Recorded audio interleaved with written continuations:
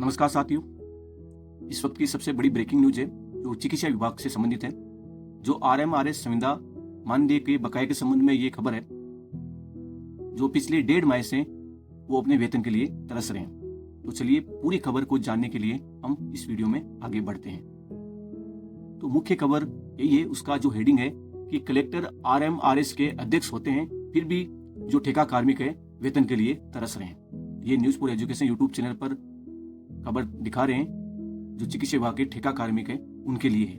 मैं साथियों ये कहना चाहता हूं, अगर आप एक संविदा कार्मिक है या ठेका कार्मिक है या कई विभागों में आप अनियमित कर्मचारी के रूप में कार्य कर रहे हैं, तो सारी जो सूचनाएं हैं, चाहे वो संविदा कार्मिक के संबंधित हो, चाहे आरएलएसडीसी बोर्ड के संबंधित हो, सभी सूचनाएं आपको इस यूट्यूब चैनल पर देखने को मिलेगी। तो मैं यही कह रहा हूं, अगर आप आगे भी वीडियो देखना चाहते हो जब मैं अपलोड करूंगा, तो उससे पहले सर्वप्रथम आप ही वो व्यूअर्स बने, इसलिए आप इस चैनल को सब्सक्राइब कर लें।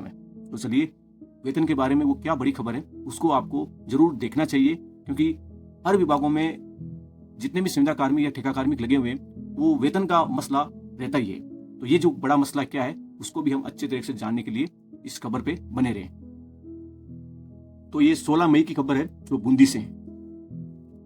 जिला मुख्यालय के ब्रज सुंदर शर्मा जो ए श्रेणी चिकित्सालय के ठेका कार्मियों के अनियमित वेतन की समस्या का समाधान करने के लिए भले ही प्रमुख चिकित्सा अधिकारी ने 3 सदस्यीय कमेटी बना दी है, यानी कि एक कमेटी भी बनाई है इन समस्याओं के समाधान के संबंध में, यानी वेतन के संबंध में।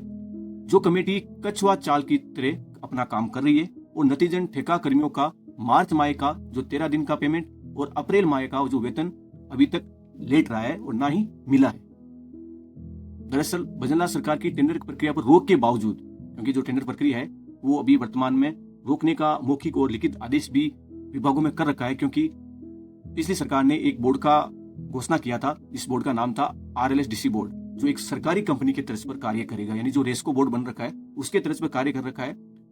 वो बोर्ड में जो लगे हुए कार्मिक हैं, यानी उनका एडॉप्ट होगा 2023 से पहले, उनका जो 2021 से पहले उनका अगर एडॉप्टिंग होना है ठेका कार्मिकों का, तो वो सीधे ही राजस्थान सरकार के अंडर में कार्य करेंगे।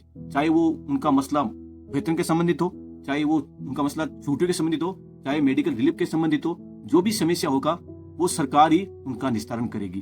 अभी वर्तमान में टेंडर प्रक्रिया में अलग मसला है, वेतन देना है, चाहे जो भी कार्मिकों का मांग होता है वो ठेकेदार ही उसको सोल्व करता है, सरकार का इसमें रोल नहीं रहता है। लेकिन जब पिछली सरकार ने इस बोर्ड का गठन करते हुए अब वर्तमान सरकार भजनलाल सरकार इस बोर्ड का जल्द ही गठन करने जा रहे हैं जून माह में, और पिछले 2 महीने पहले इसकी 1-2 मीटिंग भी हो चुकी है अधिकारियों द्वारा और सचिवों द्वारा, और डाटा भी अब मांगे जा रहे हैं। चिकित्सा डिपार्टमेंट में डाटा करीब करीब पहुंच चुका है, कुछ एक अस्पतालों का डाटा अभी तक नहीं पहुंचा है, वो भी इन आगामी 5-7 दिनों में पहुंच जाएगा, क्योंकि अभी 2 दिन पहले आदेश भी जारी कर दिया गया है। दोबारा आदेश जो ऑनलाइन डाटा फीड करना है उस संबंधित आदेश जारी कर दिया गया है, यानी कि ये मान के चलिए जून माह में ये बोर्ड का गठन हो जाना है और सेवा नियम भी बनेंगे और न्यूनतम मानदेय के साथ सारी सुविधाएं एक राज्य सरकार संविदा कार्मिक की तरफ पर पूरा सेवा नियम बनेगा और उसमें एडॉप्टिंग होगा और सारी सुविधाएं उन ठेका कार्मिकों को मिलेगी। तो ये क्या है, भजनलाल सरकार जो टेंडर प्रक्रिया पर रोक लगाने के बावजूद भी पीएमओ ने फरवरी माह में, यानी जो भी पिछला फरवरी माह है,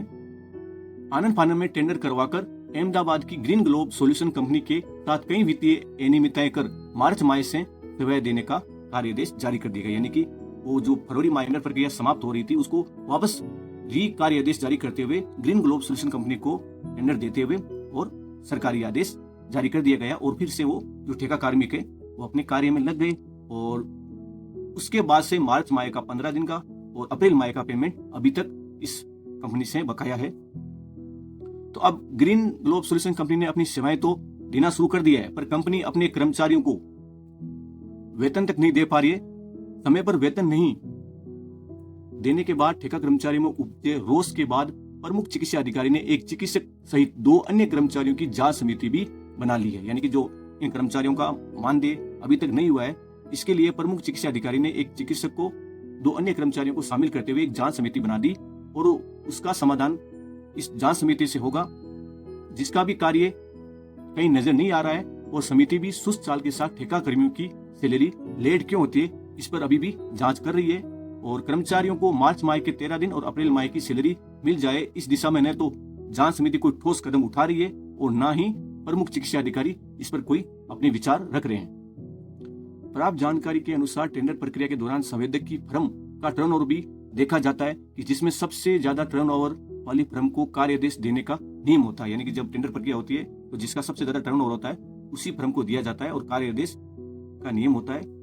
फिर भी संवेदकों का टर्नओवर अपने ही कर्मचारियों को आर्थिक संबल नहीं दे पा रही। यानी कि जो कर्मचारी लगे हुए हैं वर्तमान में, जो ठेका कार्मिक लगे हुए हैं, उनका आर्थिक संबल भी नहीं देखा जा रहा है, यानी कि पेमेंट भी नहीं दिया जा रहा है। वहीं श्रम विभाग का एक नियम है कि माह की 7 तारीख को वेतन देने का प्रावधान है। वहीं विभाग द्वारा किसी स्थिति में संवेदक का बिल पास नहीं करने पर संवेदक को नियमों के अनुसार ठेका कर्मियों को वेतन देना ही पड़ता है। यानी कि जो श्रम विभाग द्वारा एक नियम भी बन रखा है कि आप माह की 7 तारीख से पहले ठेका कार्मिकों का पेमेंट हो जाना चाहिए। परंतु ऊंचे रसूखात और बड़े टर्नओवर वाले संवेदक सरकारी कर्मचारियों की मिली भगत ठेका कर्मियों को वेतन नहीं दे पाते हैं और इस संबंध में जांच दल के सदस्य डॉक्टर महेंद्र चौहान से जांच की प्रगति के बारे में जानने के लिए भी संपर्क किया और वो फोन भी अटेंड नहीं किया। मुख्य बात यह कि वेतन को तरस रहे हैं कर्मचारी। तो दरअसल जिला collector Rajasthan medical relief society के अध्यक्ष भी होते हैं, यानी जिला कलेक्टर होते हैं जो RMRS के अध्यक्ष भी होते हैं। और चिकित्सा संस्थानों में कोई भी काम जिला कलेक्टर के अनुमोदन और उनकी स्वीकृति के बगैर नहीं होता है। प्रमुख चिकित्सा अधिकारी कार्यालय की टेंडर प्रक्रिया में भी जिला कलेक्टर को पत्रावली अनुमोदन के लिए भेजी जाती है। यानी कि जो ये मान के चलो जो सारा कार्य होना है, चाहे वो अनुमोदन के संबंधित हो चाहे स्वीकृति के संबंधित, सारा काम जिला कलेक्टर को होता है और वो इस RMS सोसाइटी होती है उसके अध्यक्ष भी होते हैं। कर्मचारी उपलब्ध करवाने के लिए खोली गई टेंडर प्रक्रिया में भी जिला कलेक्टर से वित्तीय बिल में 5 फर्मों का अनुमोदन कराया गया था, परंतु जिम्मेदारों ने जिला कलेक्टर से अनुमोदन तो करवा लिया।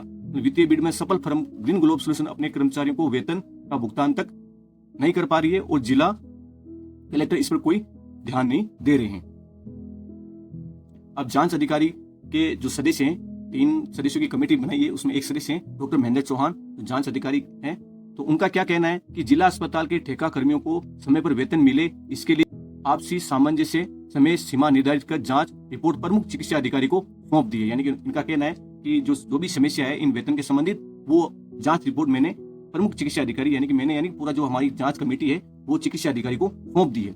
वहीं IHMS कर्मियों के वेतन में से कटौती वाले मामले में मिशन निदेशक चिकित्सा स्वास्थ्य एवं मार्गदर्शन मांगा है। यानी कि अगर इनके बारे में जो वेतन में कटौती होनी है उनके लिए हमने मार्गदर्शन मांगा है निदेशक चिकित्सा एवं स्वास्थ्य विभाग से। वो मार्गदर्शन आना अभी बाकी है।